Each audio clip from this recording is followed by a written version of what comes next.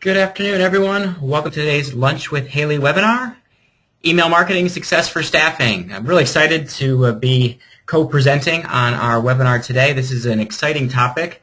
In fact, despite all the hype we hear about social media and other kinds of marketing, if you look based on attendance at our Lunch with Haley webinars, email marketing remains the king of the hill. This is actually the best attended webinar we've had in several months, as a lot of people, I think, want to know just what you can and can't do with email marketing. And today, my co-presenters are Todd Lewandowski and Matt Faso, our marketing advisors here at Haley Marketing Group, who work with dozens and dozens of clients on email marketing. And they're going to be sharing with you some very specific examples and lots of best practices that you can take home and implement in your staffing firm. So I get to kick things off. And we'll start with the base question. So just what is email marketing? And when we put this slide together in the presentation, I first thought, hey, David, this is kind of a dumb question. You know, who doesn't get what email marketing is? I mean, email is ubiquitous. We use it every day, all the time. But the practical reality is email marketing continuously evolves. And if you look at just how it's changed in the last few years, it's pretty amazing. You know, for years we've had email blasts. I can send out a bulk email to a lot of people. There's a number of different services that can be used to share my email with others, whether I'm sending out an invitation to an event, a promotion for staffing services. I can take my email and send it out to a big list of people to try to draw a response. Newsletters. Newsletters are kind of the work engine of email marketing. Whether you're doing daily, weekly, or monthly newsletters, and for anybody who's only doing them once a quarter, that's really not often enough to stay top of mind. But there's a way to share information, whether you're sharing articles or blog posts, or more recently we're seeing more people doing videos integrated with their email marketing. We're seeing actually a pretty big increase in response when you integrate video. Your newsletters might be about best practices or case studies or sharing market data. Newsletters still work really well, and the key, as you'll see in some of the examples, is you have to have topics and content that really matters to your audience. And I'm not going to steal the thunder from the other guys because they're going to show you some examples, but just keep thinking about the people you'd like to get to buy from you or to get to apply to your jobs, and how your newsletter can have content that connects with them. Then there are personal emails. If you're in sales, if you're a business owner, you know personal emails are something you're doing every single day to connect with people, to deepen the relationship, to schedule meetings. The challenge with personal emails is how to make them effective, how to make them so people will respond to them. And we'll talk a little bit about this today. Another type of email marketing that's really grown is social messaging, whether you are using it through LinkedIn, Facebook, and even though it's not technically email marketing, even direct messaging in Twitter, social messaging has become an incredibly powerful way to reach out to people you don't know, to get introduced, and to create the right first impression. Social messaging is like those personal emails. It should be a one-to-one format, not a one-to-many, although there's an exception to that. I'll tell you in just a second. But the idea with social messaging is you really have to be respectful of people's time, while at the same instant being very, very compelling so people want to respond to you. Now, the one exception to social messaging where it's not one-to-one is if you are the manager of a LinkedIn group, you have the ability to send messages once a week to all your group members. And some of you probably found out about today's webinar because you're members of our Ask Haley group on LinkedIn, and we want to make sure anybody who's in a group that's affiliated with us knows about our events. So we direct email, and then we use social messaging as another way to connect with people. Service notifications and talking to people about the process of working with your firm. So, for example, people coming off assignment. That service notification is a great opportunity to cross-sell, to upsell. It may not be an automated, it may be manual, but staying in touch with people throughout the hiring process is a way to improve your service experience and a way to drive more response to your overall marketing efforts. And a subset of service notifications are autoresponders, which are emails that are automatically triggered based on events that people do. So, for example, the most simple one is your out-of-office message. The majority of out-of-office replies tell somebody, hey, I'm out of the office because I'm on vacation, I'm in meetings. but what else could you be doing with that autoresponder? What else could you be doing to make sure people know who to contact if they need to place an order? Or to encourage people to take advantage of content on your website, a video you just produced. Autoresponders are a terrific way to sell, to get people to react to you, to set expectations for your services, to cross-sell your services, and to upsell by lengthening assignments and getting reorders. So those are some of just the different types and styles of email marketing. But let's take a little bit to look at what's really happening in the world of email marketing. A lot of people will tell me, David, email marketing doesn't work anymore. I get so many emails, and it really is overwhelming. Here's a few interesting did you know kind of statistics. Did you know there are 247 billion emails sent each day? On average, every human being that's connected to the internet is getting 62 emails a day. This one scared me. It means a lot of people don't clean up their inbox, but the average inbox contains almost 2,800 email messages. And in the time it takes to read this sentence, 20 million emails were sent. And I speak quickly. The truth is, getting email to work and be effective as a marketing tool is harder than ever. We've seen more and more challenges since the early days. We've been doing email marketing since 1999. And in 13 years of doing this, we've seen the difficulty of getting emails read and responded to increase every single year. But does that mean email marketing has lost its impact? Despite all the volume of email we're seeing, 77% of us check email within 5 minutes of turning on our computer, probably even less if you talk about reading it on our phones. 53% of us are checking email 6 or more times a day. And I can tell you a lot of CEOs that I know are checking their email continuously because they respond within seconds of my sending out a message. Marketing emails generated an ROI of over $500 billion last year. It does work.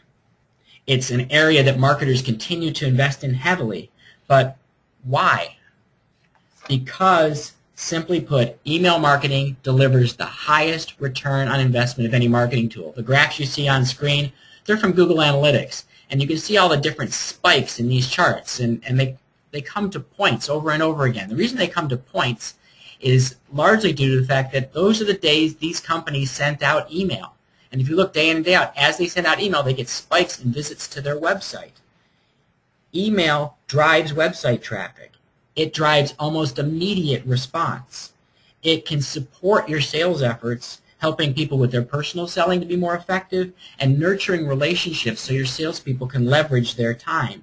And lastly, email is a great way to enhance your service process to better stay in touch with all of those people, particularly the candidates, that you don't have enough time to stay in touch with. You had to rely on the telephone. And marketers get this. There was just a study that I found on Marketing Sherpa, the results of their 2011 email marketing benchmark case study. Look where marketers are investing their dollars. The heaviest investment are people who are planning to increase their email marketing expenditures by more than 30% or between 10 and 30%. It's over half of all marketers are going to increase by at least 10% what they're investing in email marketing. Why? Because it drives more response than anything else. But how about the staffing industry? What are staffing firms doing with email marketing? Well, we're going to take a look at 4 types of email marketing: prospecting, client retention, recruiting, customer service. We're going to look at some of the examples of how prospecting is tools, what kind of email tools are used in prospecting to help create awareness, let people know what you do, get people to connect with you, take advantage of offers, and create soft sales leads that your sales team can follow up with. We're going to look at client retention and how you nurture relationships till people are ready to talk to you about new staffing strategies or ready to talk to you just about using your services. We'll take a look at recruiting and how email can be used to drive significantly higher returns to the money you're already spending on recruiting. And we'll talk a little bit about service communication and the overall way email is used in the service experience particularly those one-to-one emails that your sales reps and your service coordinators and your recruiters are sending out to people, and the mistake most staffing and recruiting firms make by not scripting those, by not giving people templates that ensure you're communicating with people the way you want the communication handled. So now we're going to start taking a look at some samples, because that's the fun part of today's presentation. And Todd, I'm going to turn it over to you to get started with our prospecting examples. Yeah, thanks, David. I want to share some examples of how my clients are using email to generate job orders. First, my clients are using newsletters to nurture relationships with clients and prospects. And because email newsletters are really a great way to stay top of mind. It's something that you send out once a month. It's got your name on it. It's got your branding on it. People are receiving it in their inbox. They're seeing your name at least once a month in their inbox. They also position your firm as an expert and specialist. The information that you send out, maybe it's staffing related, maybe it's just general business best practices, but it really is going to position you as an expert, somebody who really cares about their clients' well-being. They also give your salespeople something new to call about. We'll talk about this a little bit later too, but it's a great way, after you send out your newsletter, a couple days later, to follow up with everybody that you send it to, saying, hey, did you happen to get our article on improving productivity? Yeah, you know what, we got it, and we shared it with our team. We thought it was really great. It's just a really good, easy way to get a dialogue started. And also, they're going to differentiate your firm. You may have 20 competitors in your market, but how many of them are really sending out a very high-value article each month? And of course, in this current economy, everybody's looking for new and better ways to sell. And email newsletters is one of those few tools that can create a demand for staffing. Because what it's going to do is it's going to teach people more about when, why, and how to use staffing, really as a strategic tool that's going to improve productivity, reduce costs, and manage employment risk. That's a great point, Todd. And I wanted to share real quick a recent success story. I had a client send out their very first email newsletter and get a job order that same day from a prospect that they had never worked with and that was actually working with another staffing firm. Now, obviously, this client of mine, they're going to continue with the program, but if they had stopped using it after the very first day of using the program, they would have gotten a return on investment. They would have been more than enough to pay for the program for the entire year. It just kind of shows how powerful that this tool can be. And speaking of return on investment, I just also wanted to mention at this point that email marketing is one of the only mediums where the incremental cost to market to a new prospect is under $1 a year. Yeah, that's a great case study to share, Matt, and we'll talk a little bit more about that when we talk about top candidates. That's another great place that our clients are seeing a really great return on investment, and a lot of our clients really have been able to pay for their entire year of email marketing just by sending out one top candidates. And, really, the beauty of a newsletter is that you can do so many things with it. You can educate people about staffing. You can add value. You can strengthen your company brand. You can integrate the newsletter with your sales efforts. You can drive people to your website, to your blog. You can create and test specific offers. You can also track the results to know what information really matters to your clients and prospects. You can also become a thought leader. We talked about this just a few slides ago about really positioning yourself as an expert. I actually had one client who was asked to speak at a bunch of Chamber of Commerce events because of the articles that they were sending through their monthly mailings. There's so many different variations of an email newsletter that you can do. The one we just saw previously was just a simple article of the month. The one you see on the screen right now is an example of a blogging newsletter. This is a client that we write a blog for, and once a month we send out a newsletter with 3 of their most recent blog posts, just another way to drive people back to their website and to their blog. And just a FYI, we were just kind of told a couple days ago that this email you see in front of you actually won the Voice Award at Staffing World this year for Best Email Newsletter, so we're pretty proud of that one.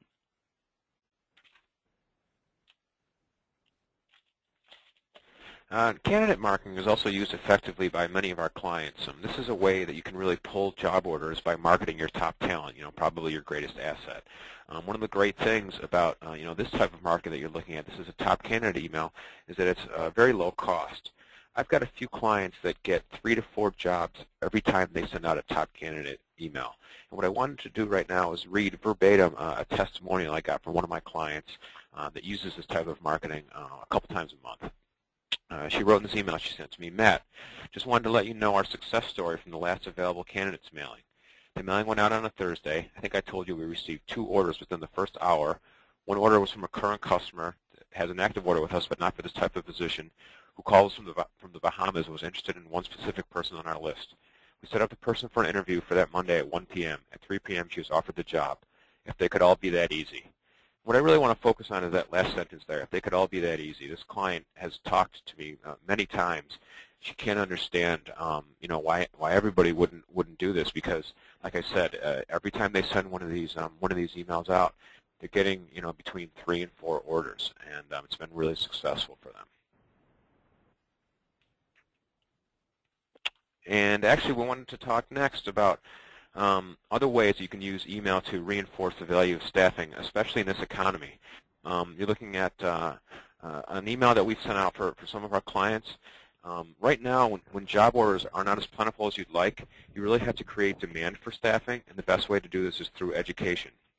So as you can see, this email focuses specifically on ideas for using staffing to reduce labor costs, but there are all sorts of things that you can educate your clients and prospects about on why they need to work with a staffing service, especially in this economy. Yeah, and as you've seen from a lot of the examples we've been showing you so far, very nice graphic designed HTML-driven emails. But you notice the one in front of you here really doesn't have any graphics. It's a text-only email. And the text-only emails tend to appear more personal and can be very effective in communicating messages to clients and prospects. This email right here was part of a campaign that was to help reinforce the value of employers and staffing firms working together to develop workforce strategies.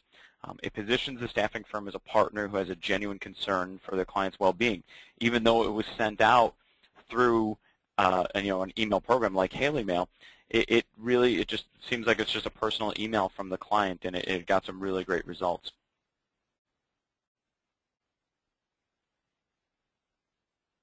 Yeah, and we wanted to share one last example of how our clients are using email for prospecting. Some of our clients are using email to promote special events such as seminars and webinars. This is a way you can connect with prospects and position your firm as local experts in workforce management. And what you see here is a couple of promotions that a couple of our clients did. And the thing that I like about these examples is that you also see how they tie them in with social media.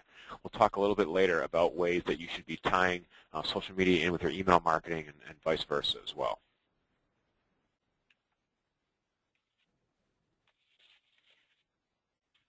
All right, guys, thanks for sharing all of the examples of prospecting, and certainly not the only ways you can do prospect emails from these samples. One of the things I wish we had more time to do is to really show specific examples of how to craft those personal messages that you send in the sales process. Maybe we'll do a follow-up webinar just on how to write one-to-one sales emails, because they can make a huge difference in response. But now we're going to transition to recruiting examples, and how email marketing is a great tool for the 3 R's of recruiting, which is the initial recruiting of the candidate, or reactivation of people you placed in the past, and getting candidate referrals. So Todd, let's jump over to you. Wanted to share just wanted to share a quick email here. It's just a real simple candidate newsletter, and it's a really low-cost way to add value and strengthen relationships with your candidates. If you think about all the candidates that you have in your database and how long it would take your team of recruiters to contact those people just to stay in touch with them, just to see how they're doing, see how the position they're in right now is doing, or see how their job search is going. Think about it just putting a simple newsletter together and be able to touch base with all of those candidates with just the click of a mouse. It's a really quick, easy way to do that. And you want to make sure that you vary the information that you include in there. You may have articles on job search, but you might be sending out to people who are already on a job. So next month you might be, how to improve your listening skills on your job. So you want to have a good variety of content contained within the email newsletter.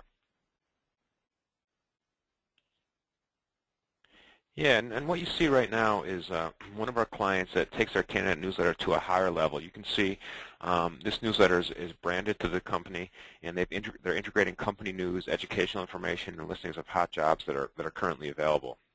As we said before, it's always good to integrate your candidate email marketing with your social media efforts, which is as simple as adding a link to your Facebook and LinkedIn pages. And also, this is probably a good time to mention, since this is a branded email newsletter, just branding your regular services can make your clients and prospects feel like they're getting something extra. Todd, I think it was one of your clients that called their top candidates to select, and they told the recipients on that list that they were getting the first shot at these candidates, and really they weren't doing anything different. But when they brand their their regular services like that, it makes their clients and prospects feel like they're getting something extra for being on the email list. Yeah, definitely, Matt. And one of the things that we didn't mention here, but I wanted to touch on too, we talked about top candidate mailings. You can really do the same thing with candidates, sending out some of your top jobs to your candidates who are looking for positions. We even had one example a couple years back of a client who took everybody that they had placed in a permanent position over the past 2 years and sent them kind of a personal email and said, hey, just want to touch base, see how things are going in your life, make sure everything's good. By the way, we're also looking for people for these positions, and they got a tremendous response from that. They had something like 14 or 15 new qualified candidates come from that, from people referring people. They actually had a candidate who turned into a client who said, I don't know anybody for these positions, but I'm also looking for somebody for this position. So a former candidate turned into a client that way. So just another thing to keep in mind when it comes to candidate marketing. Yeah, I can build on that. Todd. Go ahead, Matt. Sorry, David. One thing I wanted to say real quick was that you want to make sure that you're judicious with your candidate marketing, just because every staffing firm has people in their database that they can't place. These are the kind of people that are calling in for recruiters and bothering them, and you just don't really have a position or are able to fill that need. You want to make sure not to have those people on your email list, because you're going to be emboldening them and probably giving them more excuses to call and bother your recruiters.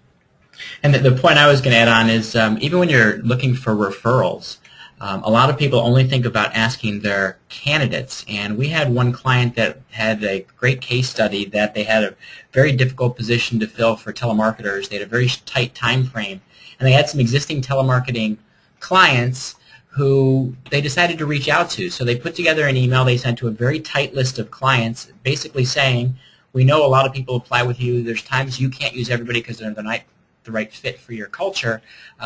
We often have job openings for these people, and if you have any referrals for us, we probably can put people to work. The email worked so well, they were able to fill all 19 job openings, I believe, in less than 2 days because of referrals they got from their clients. And thinking about email marketing as a referral tool works both on the client and the candidate side. The other place we talked about, the third R of recruiting, is the reactivation. And we don't have a sample to show you here today, but if your website does not offer candidates the ability to opt in to receive email notifications of hot jobs, you need to make a change to your website. It is one of the most popular features on our clients' websites. We send out, on behalf of our clients now, over 1 million emails a month from candidates who have asked to receive notifications of new jobs that staffing companies are posting. And that is an incredibly powerful and nearly free way to get candidates to reactivate and to refer their friends. All right, so we're going to move on now. We've looked at a couple of types of marketing. Now we're going to talk about how to really make email marketing successful. And we're going to dive a little deeper into 4 key areas. We're going to look at content, your subject line, the design of the email, and deliverability issues. And the bottom line, you can take home something from today, plant in your mind, if I want my emails read, I need a great message. It has to have a great headline that gets people's attention. It's got to be both visually appealing and intuitive to interact with, and I've got to get it seen. So, Matt, you want to start us off and talk to us about content? Yeah, thanks, David. Great content is the key to engaging your audience. You really have to make sure that it's relevant and timely. Some samples that we wanted to highlight here would be an HR survival guide, a hiring toolkit. Now, these are all things that we've actually sent out on behalf of our clients. Ebooks, employment law updates, salary information, and surveys. We actually just did a survey that we got a lot of really good employment information on that our clients are able to share with their clients and prospects. I also wanted to touch base on the salary information. One of the resources that you have as a staffing firm is access to a lot of salary data. This is information that almost everyone is interested in, especially people in HR who you're probably trying to reach. So, you can put your salary data together and share that. That's a very, very valuable resource that people are really looking forward to that information. And just wanted to mention, we've been doing this for 13 years now. We know how to put content and plans together, and we realize it can be a little bit intimidating. So if anybody wants tips after the call, feel free to let David, Todd, or I know, and we'll be happy to discuss with you tips for putting together a good content plan for your email marketing. Thanks, Matt. Next thing I want to talk about with subject lines, this is kind of one of my favorite parts of email marketing because it's a fun thing to kind of test out, and we'll talk about that in a minute.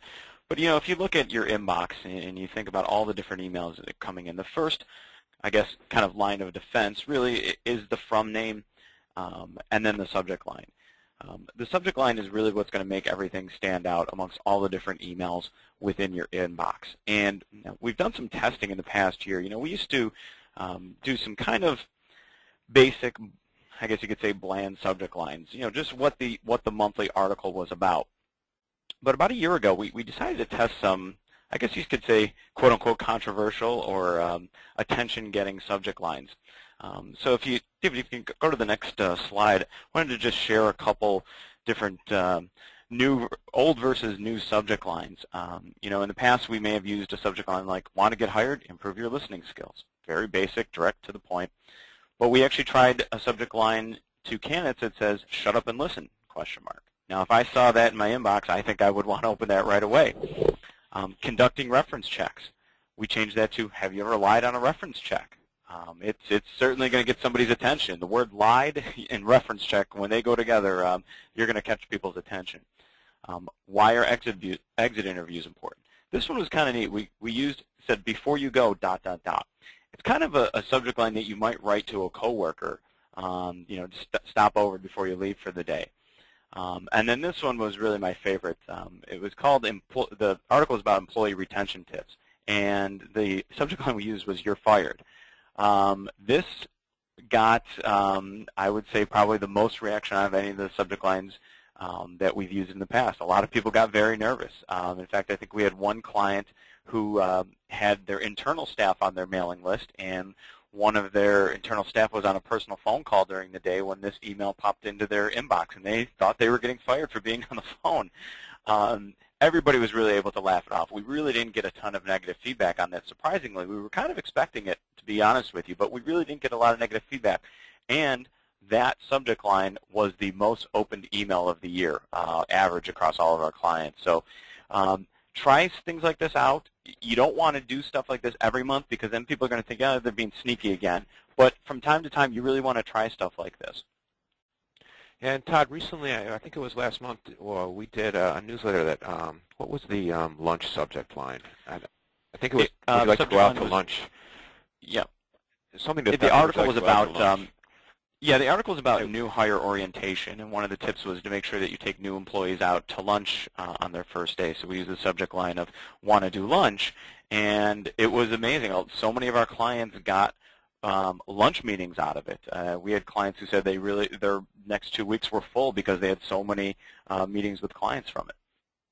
Yeah, that's a great example. One of my clients had lunch meetings with clients and prospects set up for the next 3 weeks after that. She was super psyched about that. So that was a good one. If I can jump in here, guys, for a second, one thing I want to point out about some of these lines, these subject lines, people may be looking at them and say, gee, guys, these are kind of gimmicky, you're being deceptive, and no, we're not trying to be, but I want to reiterate a point Todd said. You don't want to do things like this all the time where you're being cutesy, but once in a while it's incredibly powerful to get people to respond. And if you think about the action you want someone to take, or if you think about the core message that is part of the content you're sharing, and then you come up with a really compelling subject line, that's how you get people to read it. If you think this is a bad strategy, the next time you're in the supermarket, take a look at every magazine that's on the rack. They have all gone to putting the headlines, these subject lines, right on the covers of the magazines to get you to buy it. Having that really compelling headline is essential to get the open of the email. And then once they're in the email, you can let people know what it's all about. And as Todd said, I think we had maybe 1 or 2 negative comments out of hundreds of thousands of emails sent, and we had an awful lot of appointments scheduled as a result of experimenting with subject lines. That is something that we do every single month as we brainstorm subject lines for our clients to try to set up experiments to drive more response. That's a good point, David. And the one thing we should probably reinforce at this point as well is that while we do try to be as attention-grabbing as we can with these subject lines, we always make sure to tie them in back to the to something that's in that newsletter or article. So we're not just using any subject line we can to get attention. It's something obviously relating to the subject matter of the email.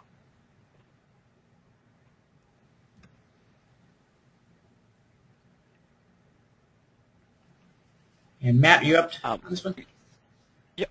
I wanted to talk a little bit about email design. There's a couple important factors to think about when you're designing your email. Of course, most of us probably use what's called a preview pane in our Outlook. And that means if you think of an old newspaper term called above the fold, you want to make sure you have your most important headlines above the fold of the newspaper.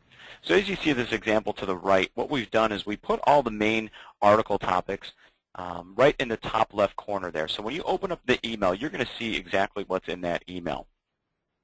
You're also going to want to make sure that your company logo is also in that top part. So when people open up the email, view it in their preview pane, they can see exactly who that's coming from. So that's what we call the header. The body you want to make sure is, again, has your most important information up at the top. The main article should be up at the top. You see here in this example, we've got the title of the article right there. Very simple button that people can click on to go to the main article. And same thing with the footer of the email. Any other extra links that you have, you want to make sure you include in the footer of the email. So whether it's a link back to your home page, to your blog, to an article archive, want to make sure that's all in there. And this all kind of ties back into mobile design. And this is one of the things that we've been working on for the past year or so, and going to continue to evolve as more people are checking email on mobile devices. But this screenshot right here was from David's iPhone. And as you can see, when you view it on your iPhone or iPad, any kind of mobile device, you want to make sure that everything is very clear. So we've got nice, simple one-column design, so you don't have to scroll left or right. You can just scroll up and down very easily to see all the content. Make sure that the buttons are large enough so that you can click on it with your thumb. Make sure there's nothing around those buttons that could also get clicked on. So you see that continue reading more button is very bold. And even in your menu options, like in the footer, like all the different buttons that I mentioned, make sure that there's enough space in between them so that they're very easy to click on and people aren't accidentally clicking on something else in their phones or mobile devices.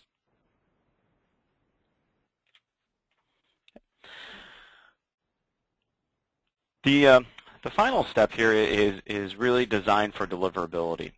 And this is a huge issue in email marketing, is just how do you even get it into people's inboxes. It's something that we, again, are always testing and always trying to stay on top of. A couple of the acronyms you see up on the screen here, SPF and DKIM. To make it very simple in layman's terms, this is something that you can set up through your ISP that will just, it gives a third-party permission to email on your behalf. So all of our clients who use our HaleyMail program, they've set up an SPF and a DKIM record. And that just says that it allows Haley Marketing to send out emails on their behalf. So it helps increase deliverability. Also, just using an email service provider like HaleyMail, our product, it really will also help increase, because you've got somebody on your side that's doing the testing and making sure that your email is designed to be delivered, that there's no spam issues there, that everything's getting through. And it also helps alleviate some blacklisting and spam issues as well, because your email service provider can kind of take on that risk for you, and it really won't impact you directly as much as if you were sending all these emails out through your inbox.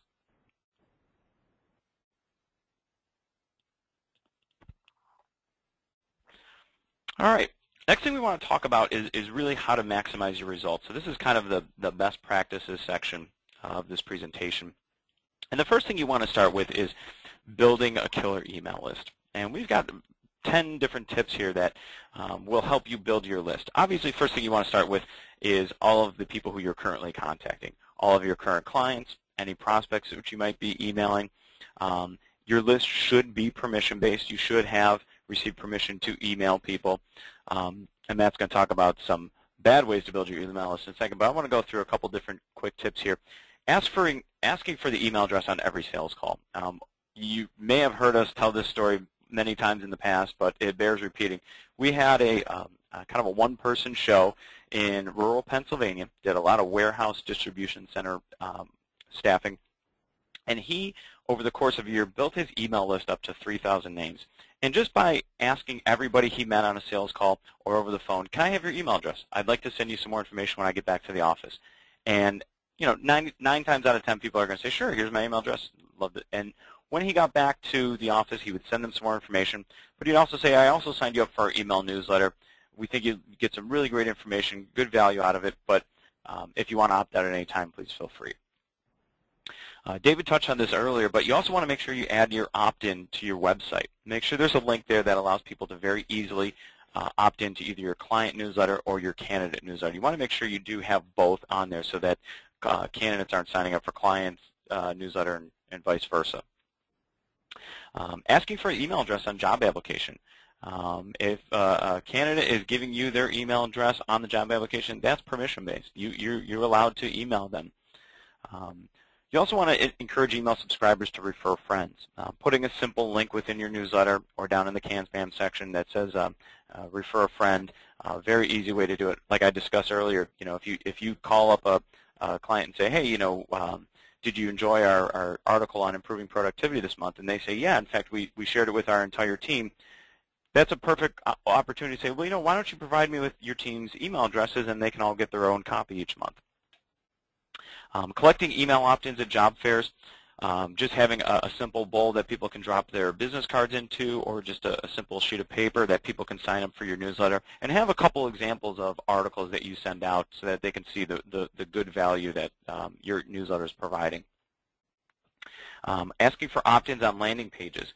If you've got really good information, and we do a great job of this on our website, if you've got some really great information that you want to provide to clients, ask them to download it from your website. On that download page, ask for their email address, and you'll email it to them. That's a great way to gather email addresses. Calling all your old sales leads. You know, think about some people that you designated as dead prospects. Great opportunity to touch base with them and say, you know what, we just launched this brand new newsletter. I think you'd really get some good value from it. If I can have your email address, I'll make sure you get a copy of it. I touched on this earlier, reconnecting with people you placed. Prime example that I gave was sending out an email to people you placed, and who knows, they may turn into clients. Asking clients who else in their firm would enjoy your emails, we touched on that a little bit, and then also having a voice mailbox set up so that people who call after hours can request information by mail. You know, encourage people to not just leave a message, but also leave their email address so that you can send them some information when you get back in the office. Hey, Todd, there's one more I want to add to the list. It's kind of another way to use technology. If you're out meeting people face-to-face, and one of the things you're doing, as Todd suggested in the beginning, is asking on every sales call to get a copy of somebody else's email address or their business card. But you also might think about adding a QR code to the back of your business card, those little funny-looking square graphics with all the black and white pixels. That could take somebody directly to a web page where they could opt in to receive email communications or download some valuable content. But you could start to integrate what you're doing in print, bringing back people to opting in to build your list. And I know someone had asked earlier about building lists.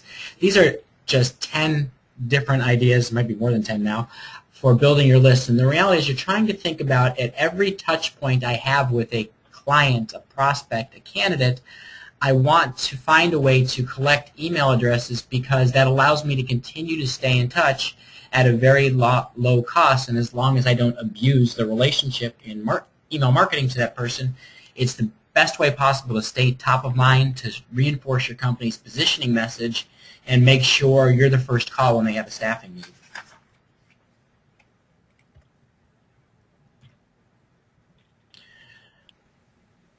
And actually, before we moved on to this one, I wanted to add one more fun way that you can use technology to get people's email addresses. There are some apps on the iPhone that you can use where if you touch the iPhones together, you can exchange contact information. That's kind of a fun way to do it as well. And on the flip side of building a killer email list is building a questionable email list. We're going to go over some of the things that you should not do. We're not going to spend too much time on these because I don't really want to detail things that you're not going to be doing. But scraping data off of the internet. Purchasing lists is not effective, and two, can really get you in a lot of hot water. Oftentimes, purchase lists will have email addresses that are put out on the internet by the spam houses, where they know that if that email address gets an email sent to it that it was purchased, and that'll land you on a blacklist, which can be very expensive to get off. And if you're sending email from your corporate email, it can actually get it so that you can't send or receive email from your corporate email account. Data appending, where you hire a service to fill in the email addresses for your direct mail contacts. Again, something that you shouldn't do. Again, we talked about buying email, trading trading lists with one of your contacts, or using Facebook to get email addresses. These are all things that are not going to be beneficial to you. You're not going to get good results from a list that's not permission-based. Again, we just spent a long time talking about all of the ways to build a really great email list. And again, if you want to discuss any of these ways after the call, we'd all be happy to speak with you about them. And actually, Todd and I also have a list of the 10 best ways to build your email list. We'd be happy to send that to you as well. And Todd, just before we move off of building a list, if you wouldn't mind, just so everybody hears it one more time, we're talking about getting permission to email people, and I've heard a lot of people try to ask for permission, and most times they overcomplicate the verbal message they're going to send. So, Todd, if you wouldn't mind repeating what our friend in Allentown, Pennsylvania used to do, because it's easy, effective, and it gets permission. Yeah, definitely. And this was kind of a learning experience for us because we did exactly what David was just saying. We used to tell clients, go out and sell your newsletter. Talk about all the great aspects of it, the resource centers, and all the great content that you're going to be sending every month. This client kind of did things a different way. He didn't mention the newsletter at all when he asked for somebody's email address. He simply, at the end of every in-person meeting or every phone call, just said, hey, can I get your email address so when I get back to the office, I want to send you a little more information about our company. And, of course, most people are going to say, sure. When he got back to the office, then he'd send them more information, and he'd also say, hey, I also signed you up for our monthly newsletter. It's got some really great information on ... and I think you'll really get some great value of it. And always make sure that you let people know that they can opt out of the newsletter at any time. Thanks, Todd. All right, wanted to talk about something that we touched on a little bit earlier, and that's testing. And this is kind of one of the fun parts of our job, is to do some testing and see what works. And unfortunately, marketing is not an exact science, and you need to do a little testing from time to time to see what's going to work. When we talk about testing, the best way to do a test is what's called an A/B test. And that's really just taking your email list, randomly splitting it in half, and sending half of your list one version and half of your list another version.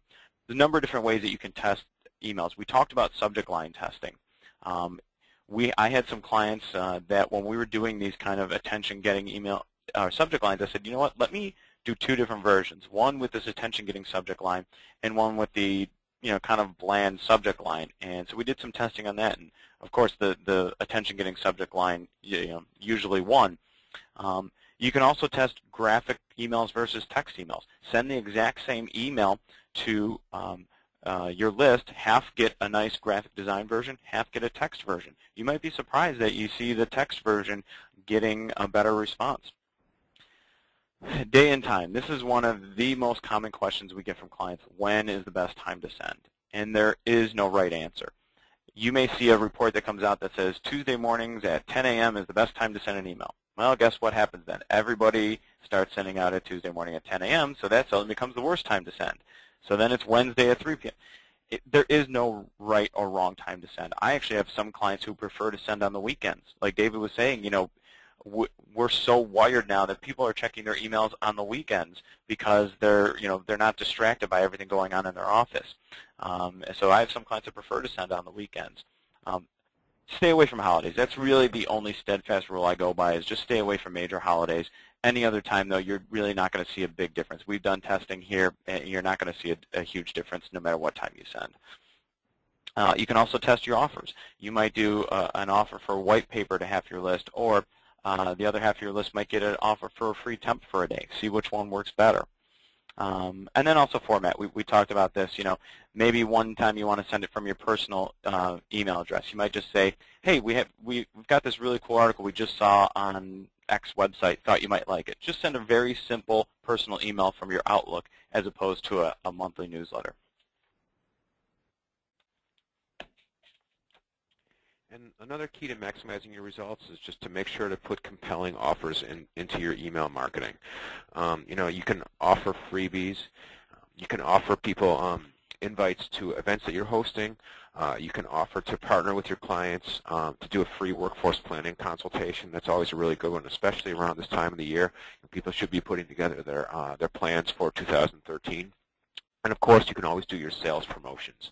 And just make sure that when you include these types of offers in your email marketing, that you have good call to action buttons. Todd talked about that a little earlier. Make sure that there's you'll have a big bold button, A, to get people's attention who are reading your email, and 2, to make sure that it's easy for them to click on to take advantage of the offer. Yeah, thanks, Matt. And also touched on this a little bit earlier, but really integrating your email marketing efforts with your sales team. We talked earlier about making follow-up calls, taking your reports and seeing who's opened up your emails, who's clicked on the different links. Those are the first people that you want to contact. If you send out a top candidate mailing and you see that 50 different people have opened up that email, maybe they all didn't contact you, but those are probably some good, strong prospects to call because they're obviously interested in some candidates. They may have an immediate need, so those would be the first people to contact. Using drop-offs, taking your monthly articles, creating a print version of it, and using those as drop-offs is a great way to leverage your content. And also for training for your staff. You may be hiring salespeople who are not familiar with the staffing industry. Use the content that you're using in your monthly newsletter to train your internal staff. Also train your clients and prospects.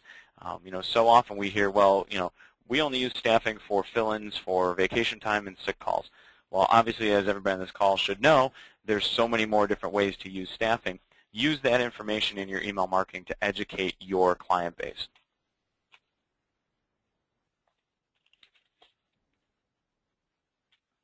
And you want to make sure to use the great content that you're producing for your email marketing and use it across all of your platforms.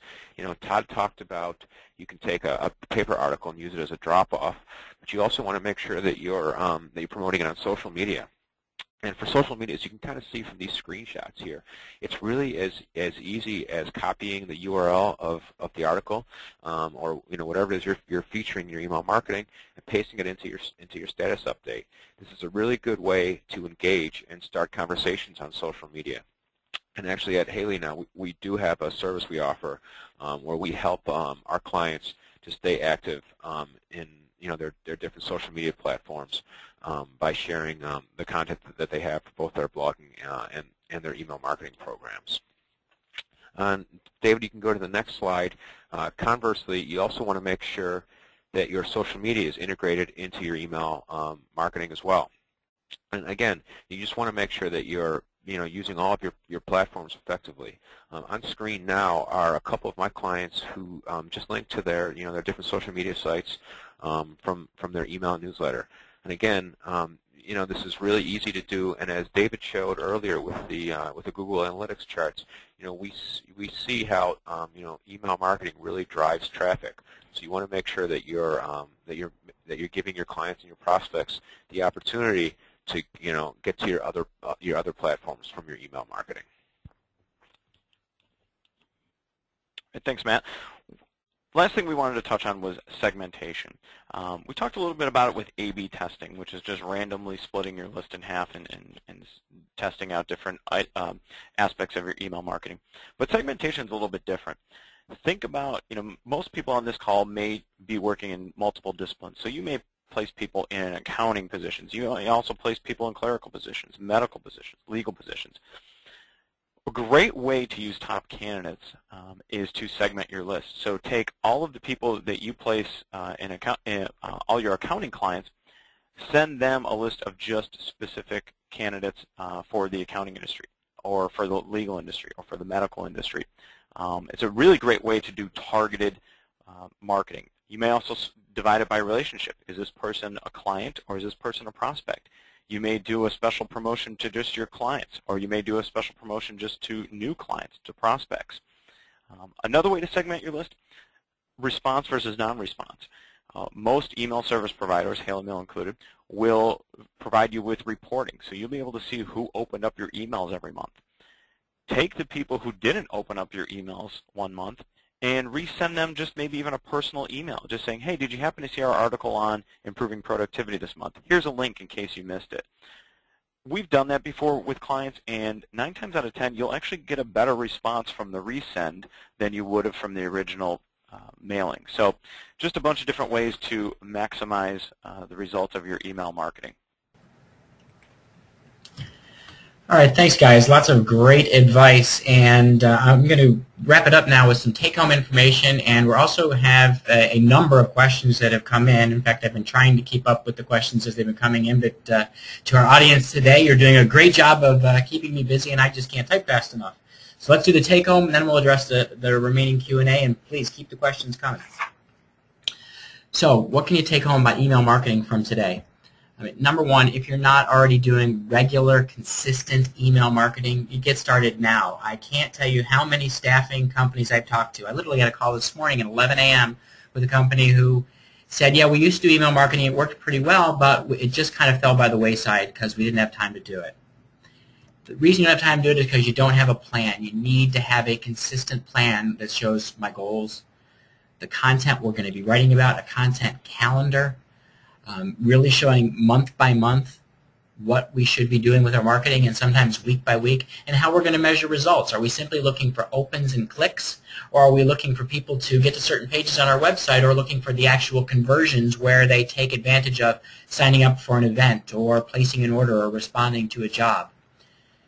Third thing is to choose a partner. As you've probably seen from today's conversation, there's a lot to good email marketing. And just like there's a lot to good recruiting, you want to have someone who's an expert working with you, someone who understands the ins and outs of effective email marketing, someone who can produce great content. There are tons of services that can be great partners if you're going to write the content yourself. I'm a fan of MailChimp and ExactTarget. However, if you don't have time to produce content, then you need to look for a full-service solution and self-promotional plug ahead. That's where really we come in, and our big difference is providing the content and the expertise and the technology. Build the template you'll use for your marketing. Having a template for a newsletter if you're going to do it. Having a template for other forms of regular marketing. Somebody today, as one of the questions, asked about creating a branded template for their marketing. And having a branded template for announcements and regular communications is a great thing. Most of you have probably seen we have a branded template for our newsletter, a branded template for our Ask Haley Q&A emails, a branded template for our Lunch with Haley emails, and then we have a stationary style branded template. Why all the templates? Because when we want to create a new email, we never have to start from scratch. We can jump right into our Haley Mail system, take an existing email, edit it, and we don't have to have somebody with technical skill to do that, and you can create a new email very fast. Then you need to have that plan put into action to produce the content. You really need to know the people you're sending it to. Somebody today earlier mentioned, I kind of laughed, says, I'm a boring, in parentheses, conservative accountant. But it sounds to me like I can be a bit more creative with the attention grabbers and the subject lines, and you can do it in the content too. The more thought-provoking, the more provocative content is, the more interesting and entertaining it is, the more people will read it. But mostly it has to be focused on issues that matter to your client, not just to you. Somebody earlier asked about sending out content that talks about the value of contingent recruiting. And I said, that's a great idea, except for one problem. Most of the people you're sending it to don't have a problem with contingent recruiting. They have a problem with hiring. So you need to make sure that your content talks about their hiring problems and you're presenting what you sell as one of the great solutions to solving that problem. You also want to plan your offers in advance and your calls to action. So make sure they're very deliberate in the content and in the design so that you know you are making it easy for people to respond. And then as Todd talked about, you want to test and test and test some more. That every email you send is somewhat of an experiment to see what works best for my list, my audience, and the way I want to interact with them. So what's going to be hot for next year? Well, as you look forward to email marketing, top of the list is mobile design. We're seeing just an absolute explosion in mobile for email reading and also for websites. So having emails that are mobile friendly is more than a good idea. It's becoming absolutely essential. Making sure that your email is integrating with your social media and your blogging so that blog content, as Matt showed, gets pulled into your email communications to drive more people back to your website, and conversely, that you are promoting your email content on your blogs and on your social media, again, to drive more people to your website. It's also very important that every time you're sending out email, you have a tool so that new newsletter, that new promotion, is added to your website so that people can get back to it without you having to resend an email. And you want to have a system that automatically creates those archives for you. Looking at enhanced content. It's not that text is dead, plain text is excellent, but the more rich the format of the communication, the better the response. Video works great. We love ebooks because creating simple, easy to read kind of picture books can be more compelling than just a 3-page article. Doing slideshows.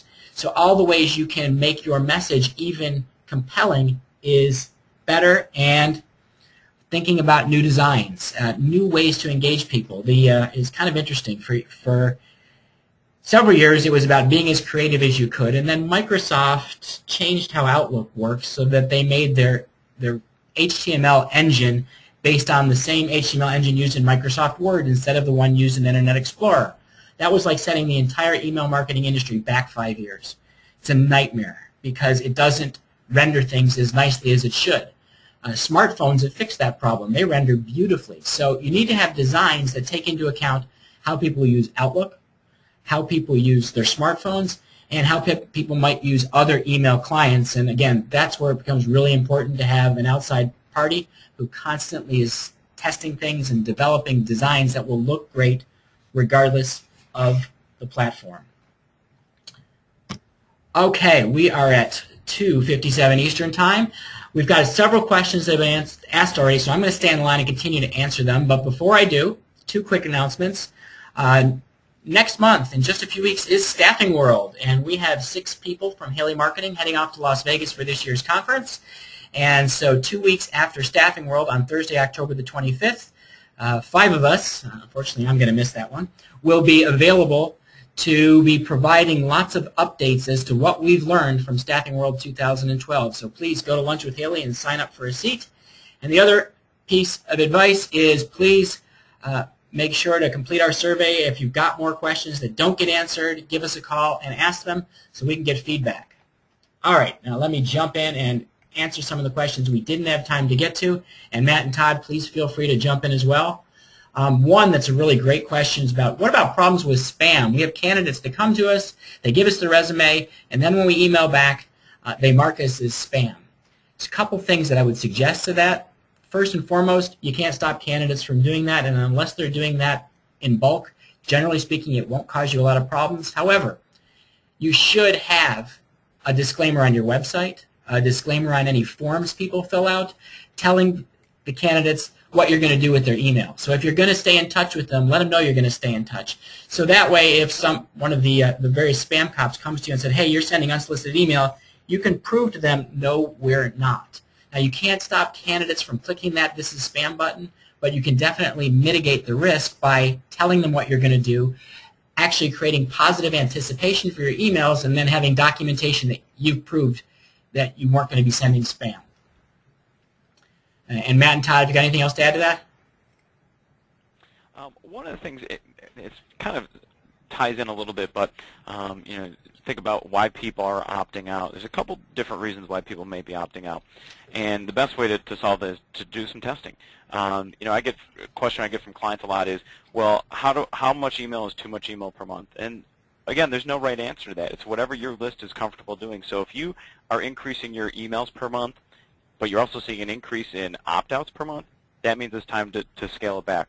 You also just might not be sending relevant information. A great way to deal with that is to send a survey maybe once a year just saying, hey, you know, here's a bunch of different topics that we've been sending articles on. Which ones do you like the most? What would you like to see us cover in future issues? So if you're starting to see more and more people opt out, there's usually a reason for it, and those are two of the most common.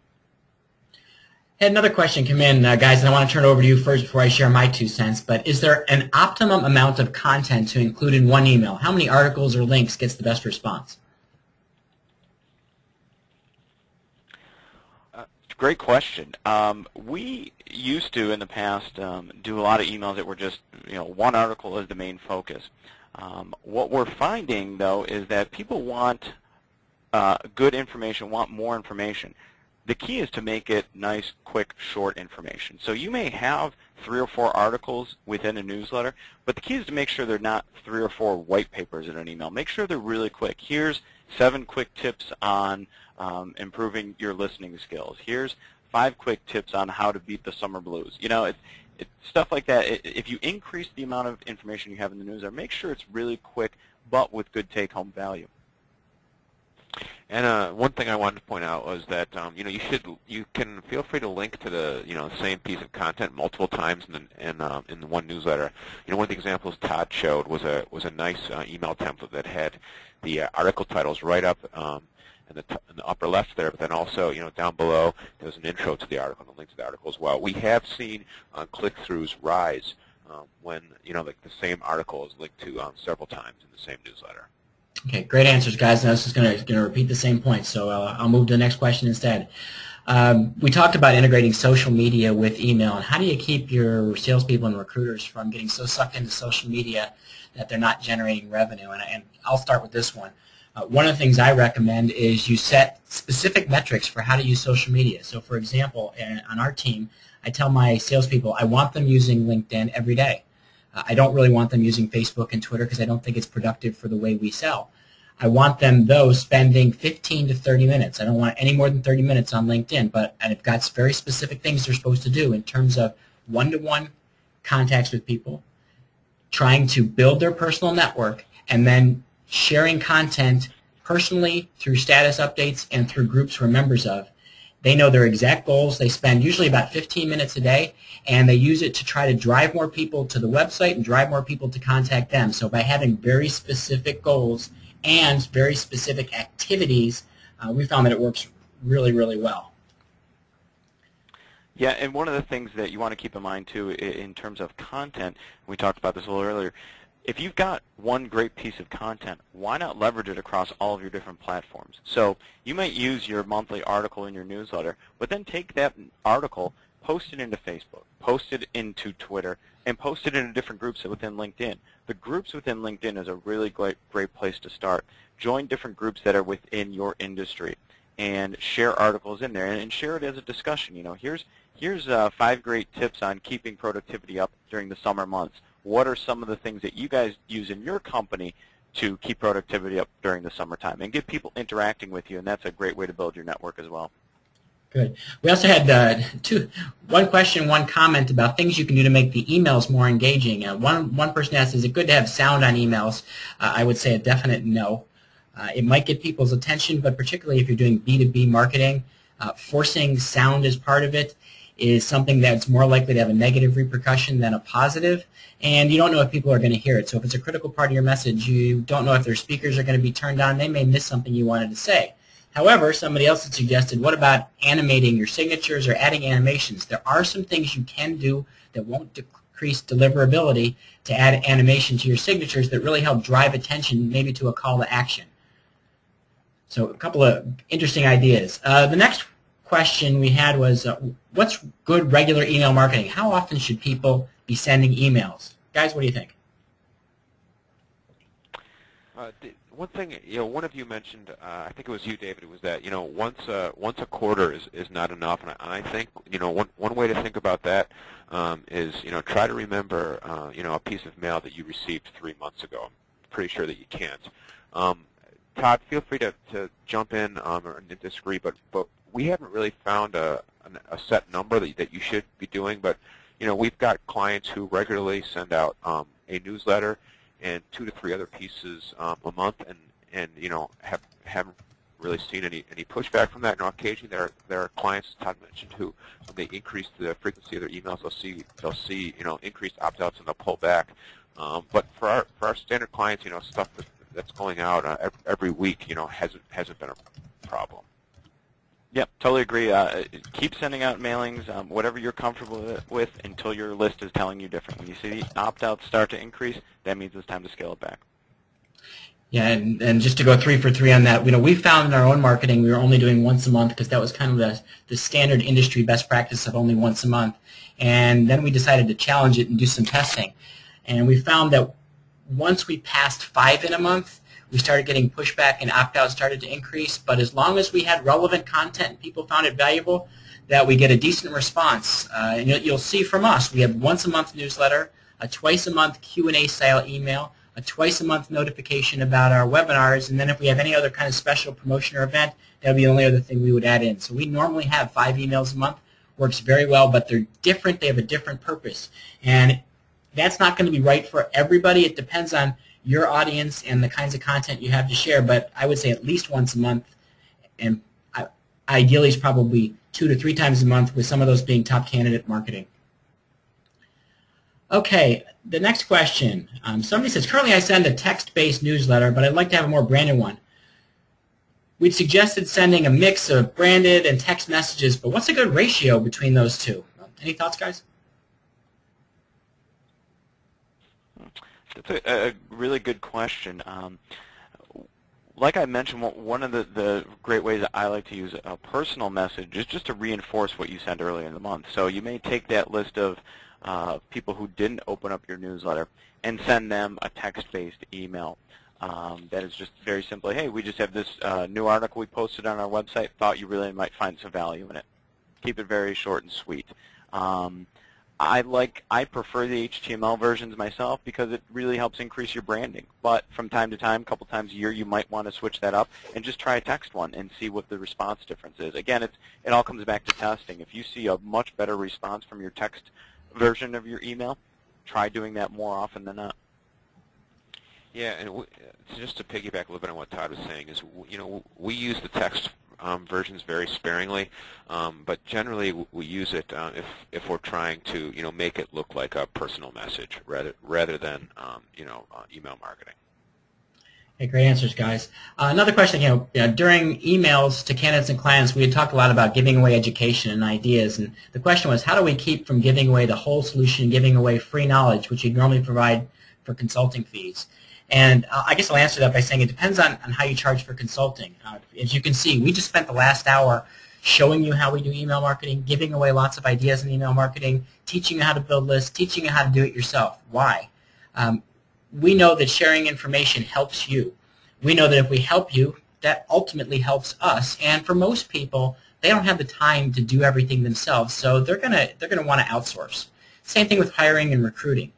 You have a lot of expertise to share, and the more you share, the more credibility it builds for yourself. And the more it demonstrates your knowledge of the client's industry, the client's business challenges, and your expertise. Now, if you're normally charging, like let's say you're a professional speaker and you're charging speaking fees, you don't want to give away the entire presentation. You want to give away enough to make somebody want to buy the whole presentation.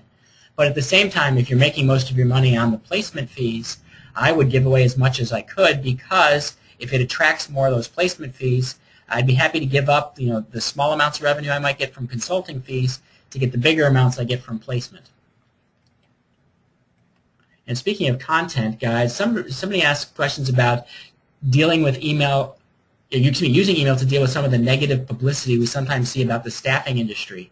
Any suggestions on how to use content effectively to deal with perceptions of staffing? Well, one thing you can do is share your client successes, just as I kind of talked about some of the testimonials that we've gotten from clients who've used our services successfully.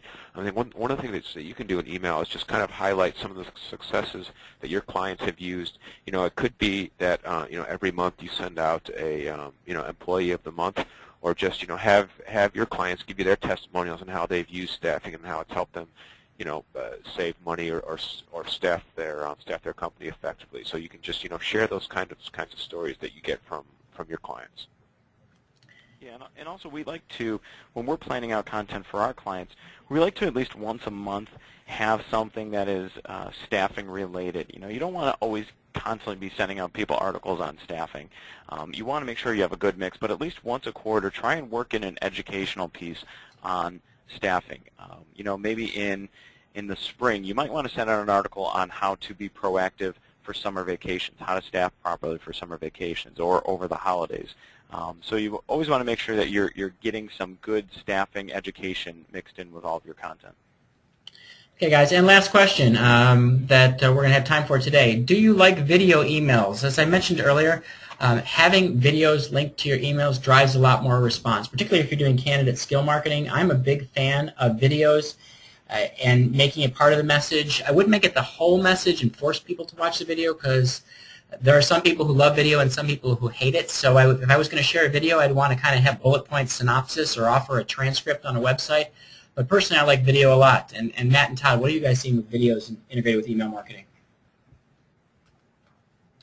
Yeah, I have several clients who will use video for candidate marketing. What they'll do is they'll have in a top candidates mailing, the ones we showed you earlier, brief description of the candidate, but then there'll also be a link below that will say Meet Joe, and you click on it and it's a video of Joe introducing himself. Puts a face to just kind of a general description of a candidate. That's probably the best way that I've seen video used through email marketing. Okay, well, I want to thank everyone for being part of today's webinar, for all the incredibly great questions, and for those of you who have stuck around with us. Hope everyone enjoyed today's presentation, and we'll see you next month on our next Lunch with Haley webinar.